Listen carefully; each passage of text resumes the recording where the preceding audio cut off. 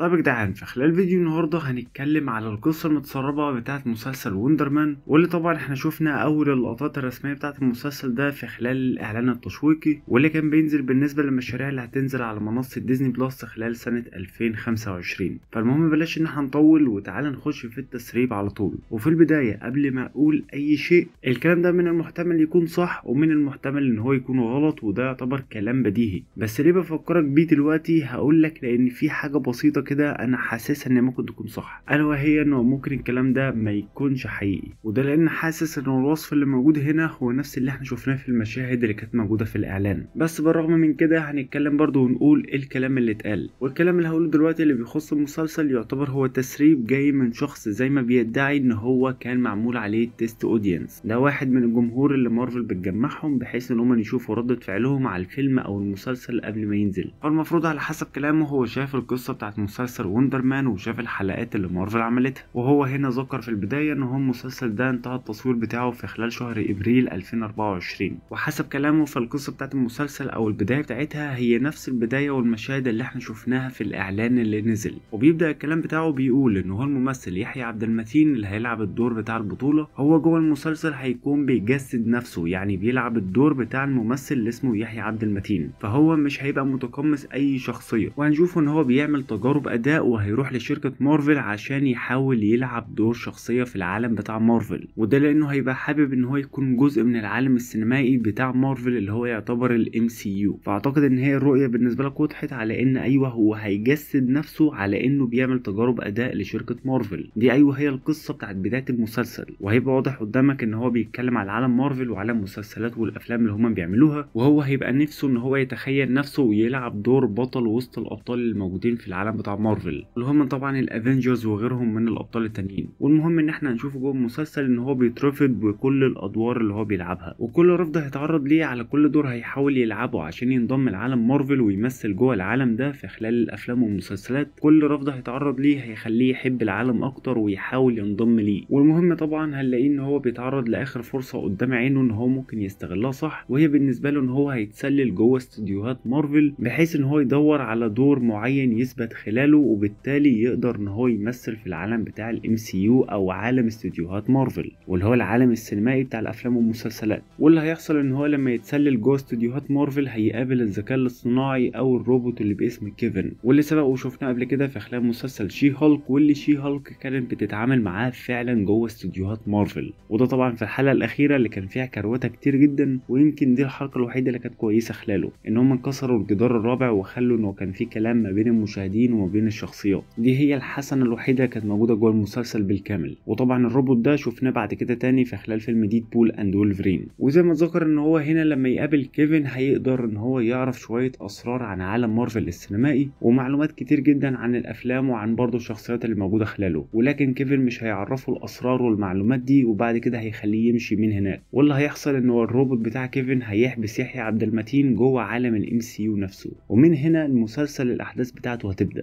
والرحله هنا هتبدا مش بطريقه ان انت هتشوف انه ده كان ممثل في العالم الواقعي بيحاول ينضم لعالم الام سي يو عشان يكون بطل وبيعمل تجارب اداء وبعد كده ينضم للعالم ده، ولكن الفكره بكل بساطه ان هو تعلق جوه العالم بتاع الام سي يو او اتحبس جوه العالم السينمائي. فهو كان عايش في عالم واقعي وبعد كده انتقل لعالم افلام ومسلسلات. انا مش عارف ابسط لك الفكره اكتر من كده، ولكن الفكره بكل بساطه كانك انت كنت عايش في العالم الحقيقي وبعد كده رحت عشت في عالم خيالي. والمهم هنشوف ان هو هيبدا ان هو يلعب بالواقع وبالعالم بتاع الام سي يو عن طريق ان هو يلعب في الاحداث والقصص اللي سبق وشفناها في الاعمال اللي فاتت، وده اكيد هيعمل عبث جوه الزمن وجوه التايم لاين الخاص بينا في عالم الام سي يو، سواء بالنسبه للاعمال اللي فاتت او بالنسبه للاعمال اللي هتنزل من بعد وندرمان. ولكن زي ما ذكر هنا من المسرب ان هو بالرغم من كل اللعب اللي هيعمله في خلال التايم لاين الاساسي بتاع الام سي يو هو هيدي لنفسه قوه كبيره جدا في عالم مارفل، وهيكون بطل بالفعل، وهيكون واحد كمان من ضمن الابطال المعروفين في عالم الام سي يو. والمسرب ذكر ايوه ان احنا عندنا القصه دي هتبقى بتتكلم على كسر الجدار الرابع كتير جدا، كان هو اشبه من اللي احنا شفناه في خلال مسلسل شي هالك، ولكن مش هيبقى بنفس الغتاتة اللي كان موجود في شي هالك.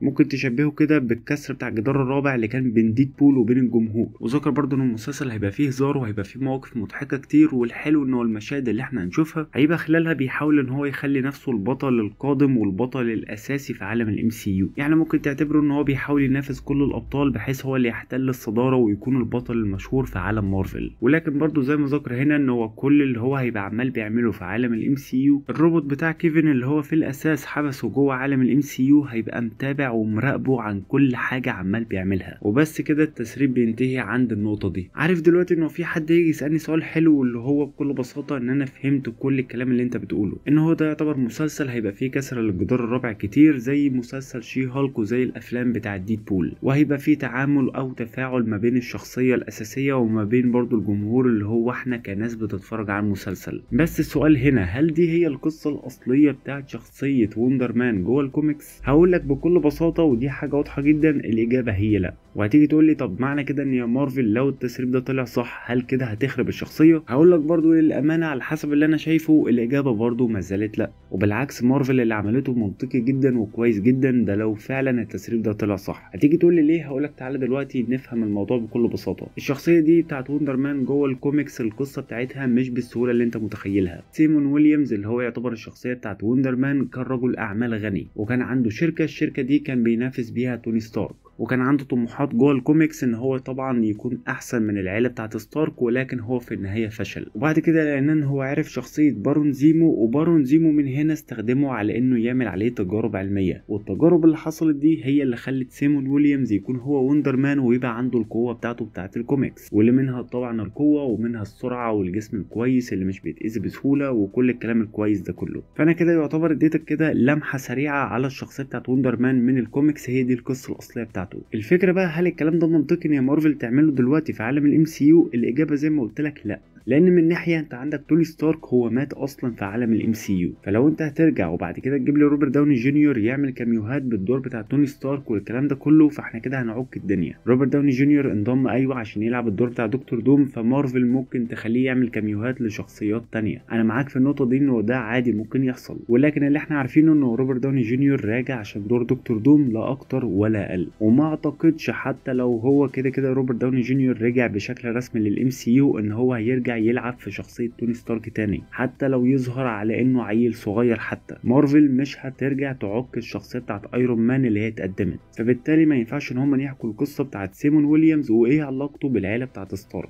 ودي تعتبر النقطه الاولى. النقطه الثانيه واللي هي بتخص بارون زيمو. بارون زيمو احنا شفناه في عالم الام سي يو وشفنا القصه بتاعته في خلال الفيلم بتاع سيفل وور وكذلك في خلال المسلسل بتاع فالكون. طب هل بارون زيمو ممكن يفيدنا في القصه دي اللي ممكن تتقدم في خلال المسلسل؟ هقول لك بكل بساطه مش هينفع ان هو يفيدنا، لان بالفعل بارون زيمو هو اتقدم برضه في خلال الاحداث اللي هي كانت بتاعه سيفل وور واللي كان فيها توني ستارك، وبعد كده ما شفناش انه كان في اي ظهور ليه تاني غير ان هو كان محبوس في السجن، وبعد كده فالكون وباكي هم اللي خرجوه. وبعد كده رحنا للاحداث بتاعه المسلسل بتاع فالكون اند ذا وينتر سولجر وشفنا فيها بارون زيمو اللي هو كان يعتبر شخصيه اساسيه جوه الاحداث، وبعد كده هو انتقل لواكاندا. فاحنا عندنا بارون زيمو في ناحيه وعندنا توني ستارك في ناحيه، مفيش التفاعلات اللي بينهم اللي ممكن يخلوا وندر مان يكون هو زي الكوميكس. فبالتالي منطقي جدا بالنسبه لشركه مارفل طالما هي مشيت في الافلام القديمه لاتجاهات معينه عشان يعملوا فيلم انفينيتي وور واند جيم وسيفل وور والاحداث دي كلها، فمنطقي لو هيقدموا شخصيه تانية لازم ان هم يقدموها على حسب اللي هم عملوه قبل كده في الافلام اللي فاتت. فانا بالنسبه لي على الراي الشخصي ممكن تتفق او تختلف، بس الكلام ده لو طلع صح فانا اقدر شركه مارفل في النقطه دي ان هم مش هياخدوا نفس القصه الاصليه بتاعت الكوميكس يحطوها قدامك جوه المسلسل، وده لاني متفق معاهم على انهم مضطرين يقدموا قصه تانية تكون مختلفه شويه عن القصه اللي احنا عارفينها من الكوميكس عشان تناسب الام سي يو، خصوصا ان احنا اليومين دول عمالين بنسمع تسريبات بتاكد ان وندر مان هيبقى شخصيه اساسيه ومهمه في خلال احداث فيلم دومز داي وكذلك برضه في خلال السيكريت وورز، وده لان مارفل هتركز عليه وهتركز على شخصيه ايرون هارت على انهم يكونوا شخصيات اساسيه في الاحداث اللي جايه. ففعلا مارفل لو هتمشي على انها تقدم شخصيات جديده فلازم الشخصيات دي تقدمها على انها تفيدها قدام، مش بس ان هم يجوا يقولوا لك اصل احنا عملنا للشخصيه اللي هي موجوده في الكوميكس دي مسلسل او فيلم فروح اتفرج عليها، ولما تتفرج عليها تلاقي ان ملهاش اي 60 لازمه. اكيد هم نتعلموا من الاخطاء اللي هم عملوها. وبالنسبه للناس اللي ممكن تيجي تقول لي دلوقتي انه ممكن الكلام اللي انا بقوله دلوقتي يبقى غلط،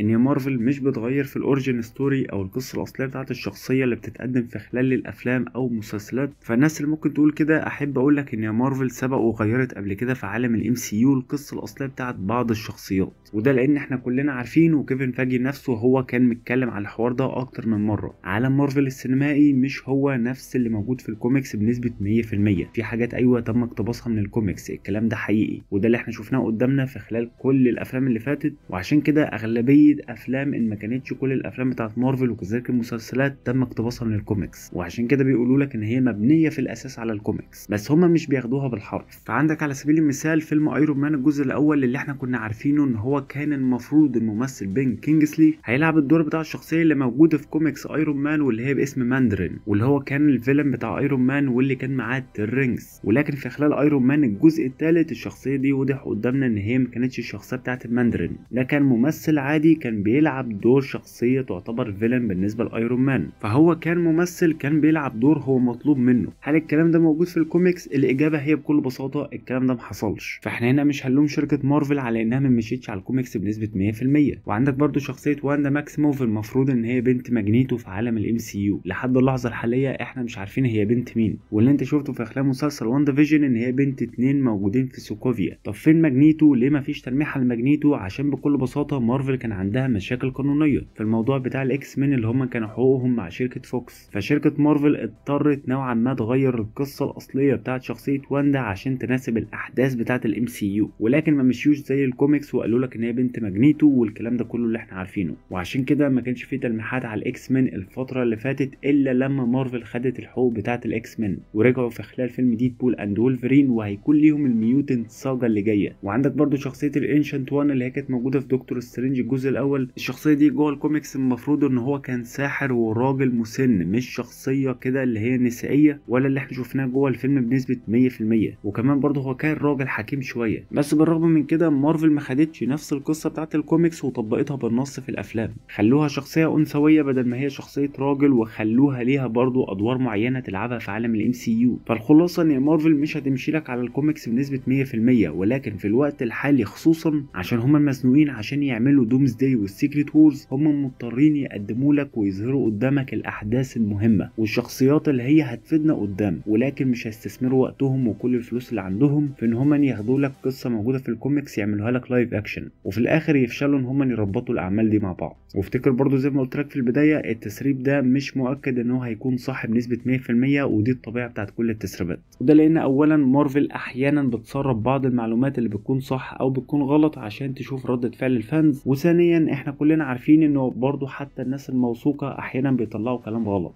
يا اما هم سمعوه غلط يا اما مارفل عرفت انه الكلام ده اتسرب فبيضطروا ان هم يغيروه. واي فيلم او اي مسلسل بيبقى متصور ليه برضو شويه مشاهد احتياطيه في حاله فشل الفيلم ده ان هو يبقى في امان، او بمعنى صح في حاله ان هو اتسرب منه حاجه مهمه، بحيث يبدلوا المشاهد دي مع بعض في المرحله بتاعه المونتاج وخلاص كده احنا ظبطنا دنيتنا.